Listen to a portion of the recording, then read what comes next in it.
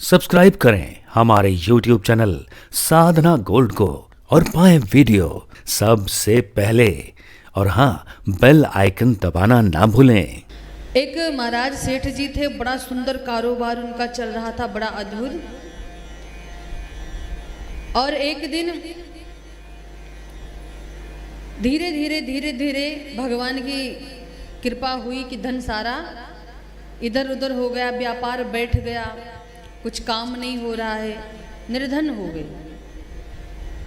अब अपने गुरु के पास गए, पुरोहित होते हैं ना आपके, तो गुरु के पास गए। देखो, गुरु आपको सरल से सरल उपाय करने को बताते हैं, सरल से सरल, जितना सरल हो सके।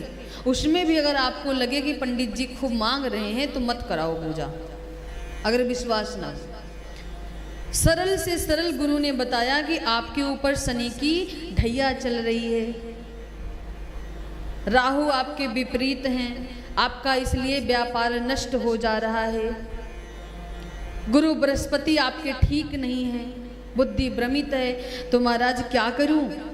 तो ब्राह्मण पुरोहित ने कहा कि महाराज आप जा करके शनि देव जी का, राहु केतु का जप करा दो, अनुष्ठान बिठा दो, ब्राह्मण जिमा दो।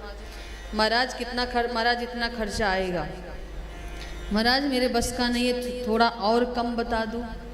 तो ब्राह्मण देवता ने कहा एक काम करो, जा करके तेल दान कर दो और काला वस्त्र कुछ लोगों, जरूरतमंद लोगों को दे दो, कुत्ते को काले उड़द की खिचड़ी खिला दो। इन सब से शनिदेव खुश होते हैं, दर्शन करने चले जाओ। महाराज थोड़ा और कम बताओ, बजट ज़्यादा है। कितना बताऊं? महाराज थोड़ा कम बता दो, जो थोड़े में काम चल जाए। तो ब्राह्मण देवता ने कहा उनके गुरु ने कि महाराज आप जा करके, तिल होगा आपके यहाँ, लोटे में, तांबे के लोटे में तिल डाल करके अक्षत, कुछ मीठा, और शनि देवता के नाम से पीपल के वृक्ष पर जल चढ़ा देना और 4 परिक्रमा कर लेना, और अपने पितरों को भी तिल से तर्पण कर देना, वो भी खुश हो जाएंगे।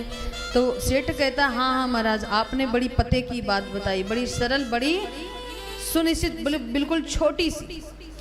हम गए थे एक जगह, फ्री में यज्ञ हो रहा था, वहाँ अनाउंसमेंट हो रहा था कि महाराज आइए और कुछ लेके नहीं आना है, भगवान के नाम की 2 आहुति डालिए।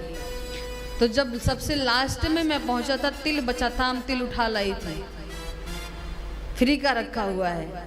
और महाराज आप भी आइएगा। सेठानी ने कहा कि आप गुरु को भी बुला लाइएगा।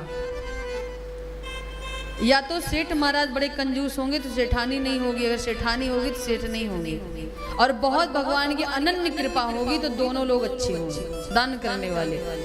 तो सेठानी अच्छी थी, कहती है कि गुरु जी को बुला लाना, हम भोजन जिमा देंगे। ठीक है, ले आए, सब हो गया, मंत्र वंत्र सारा हो गया। तो सेठानी ने क्या किया, एक गौ माता को बनवाया था, मिट्टी की। किसकी? मिट्टी की। और भोजन जिमाया तो अपने गुरु को मिट्टी की गौ माता दान की। तो गुरु को वो सेठानी माता कहती हैं, गुरुदेव कभी कभी मिट्टी भी सोना देती है। क्या? कभी कभी मिट्टी भी सोना बन जाती है। अब महाराज पंडित जी सोच में पड़ गए, मिट्टी भी सोना बन जाती है, मिट्टी भी, उसका मरम, वो मतलब अगर कोई कुछ कहे आपको, उसकी विचारों पर ध्यान दिया करो थोड़ा सा। सेठ जी चले आए, सेठ जी के घर से पंडित जी महाराज अपने घर आए। अब सोच रहे हैं कि सेठानी ने कहा था कि कभी कभी मिट्टी भी सोना बन जाती है, और पंडित जी महाराज गौ माता को रखे हुए थे। अचानक से गौ माता गिरी, थोड़ी सी मिट्टी का टुकड़ा गिरा, सेठ जी उठे और धुल डाले। और धुलते हैं तो कैसी गौ माता है? सोने की। सेठानी ने तो अपना भाग्य बना लिया दान करके, चुपके से, चोरी से। और सेठ जी कहते हैं गौ माता किसकी बनाए थे? मुल्तानी मिट्टी की। सेठ जी कह रहे हैं कि तुमने 20 रुपए की मिट्टी भी खत्म कर दी दान करके। तो सेठानी कहती है, सेठ जी महाराज क्या है, सब तो चला गया, कुछ 20 रुपए ही तो मैंने ब्राह्मण को दिया, दक्षिणा तो आपने दिया ही नहीं, एक सिक्का एक फूल उठा के दे दिया, कम से कम उतना तो काम आ जाएगी। और भगवान की कृपा की एक दिन दोनों ने मिलकर के ये काम किया था। दोनों का अंत समय आया है, यमराज आए हैं ले जाने के लिए, और सबसे पहले बैतरणी नदी पड़ती है। दोनों लोग किनारे खड़े हुए, एक गौ माता आई है।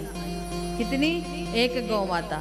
और एक गौ माता जब आकर के खड़ी हुई सेठानी के पास, सेठानी ने पूछ पकड़ा तो सेठ जी कहते हैं ये कैसा हुआ, एक गौ माता क्यों आई? तो मैं तो पार नहीं लगूंगा। तो सेठानी ने कहा तुम मेरा पल्लू पकड़ लो और आ जाओ पीछे पीछे। तो महाराज पल्लू पकड़ लिए, जैसे बीच धारा में पहुंचे ना, कभी कभी बीच में बोलना व्यक्ति के लिए बड़ा हानिकारक होता है, ध्यान देना। बीच में किसी के कभी नहीं बोलना चाहिए, पहले पूरी बात पूरी होने दीजिए, व्यक्ति कहे क्या रहा है, उसके मन में क्या है, तब आप बीच में टोका टाकी किया कीजिए। कुछ लोगों की इतनी गंदी आदत है। तो सेठ जी महाराज जैसे बीच में पहुंचे तो कहते हैं सेठानी एक बात बताओ, ये तुम्हारे लिए गौ माता क्यों आई, मेरे लिए क्यों नहीं आई? तो सेठानी कहती है स्वामी, जब आप पंडित जी को बुलाए थे घर पे ना, तो हमने सोने की गौ माता दान की थी। अगर मैं मिट्टी की दान की होती तो गौ माता गल जाती बीच में, जो दान करोगे वही मिलेगा। इसलिए मैंने सोने की दान की कि ये हमको पार लगा देंगी, तो हमने सोने की गौ माता दिया था पंडित जी को। तो सेठ जी कहता है सेठानी तूने तो करोड़ों लुटा दिया, और जैसे अपने सर को पीटा तो हाथ से भी पल्लू छूट गया। अब सेठ जी महाराज बीच धारा में गिरे रह गए, बैतरणी पार नहीं हुए, और सेठानी हंसते हंसते बैतरणी पार कर गई है। कहते हैं कि कभी दान में कंजूसी ना करो, और दान करना हो तो कभी ऐसी सिचुएशन आए तो झूठ बोल दो, आप अपने कर्म को बना रहे हो। कहते हैं कि एक बार महाराज कर्ण ने इतना दान किया, सारी वस्तु स्वर्ण की दान की, और जब भगवान के बैकुंठ गया तो भगवान ने उसको हर चीज़ सोने की दी, खाने की पीने की हर चीज़। तो भूख लगी, कहता है महाराज कुछ खाने को दीजिए। तो सोने का चावल सोने की दाल परोस दिया, इसको खाइए, कोई सोना खा सकता है? तो कर्ण ने कहा ये कैसा? तो भगवान ने कहा जो दिया है वो तुम्हारे सामने, तुमने सोना दान किया था, सोना तुम्हारे सामने। अरे सोना दान करना है तो दान करो, तुम्हें बेड सोने का मिल जाएगा, बर्तन सोने के मिल जाएंगे, चांदी के मिल जाएंगे, क्या खाना भी सोने चांदी का खा पाओगे?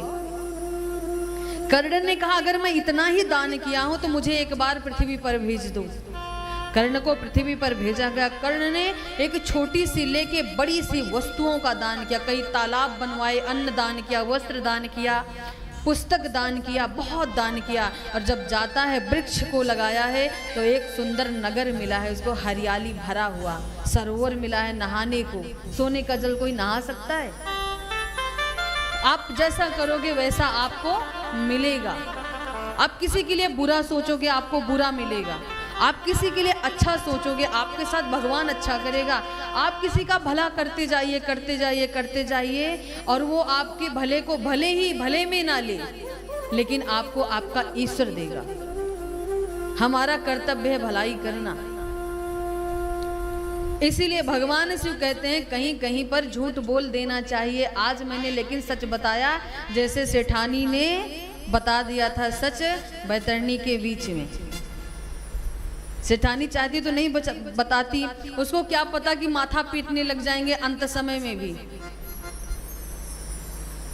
इसीलिए कभी हम मझधार में हो, हमारा प्राण संकट में हो, कोई हमको हाथ पकड़ के पार लगा रहा हो, तो आप उससे ज्यादा बहस मत कीजिए।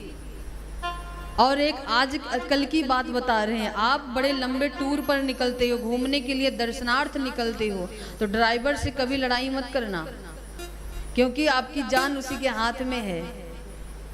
और आपने किया ऐसे, किसी को ड्राइवर बना लिया जाने अनजाने में, पता नहीं कौन आया है व्यक्ति, ले जाकर के आपको गाड़ी चलती हुई धीमा किया और कूद गया। आपकी तो गाड़ी जा रही है ना आगे। शास्त्र हमारे यही ज्ञान देते हैं, हमको जीवन जीने की कला सिखा रहे हैं। और ये व्यक्ति जो सक्षम हो तो उसके लिए गृहस्थ बहुत सरल हो जाता है, बहुत सरल।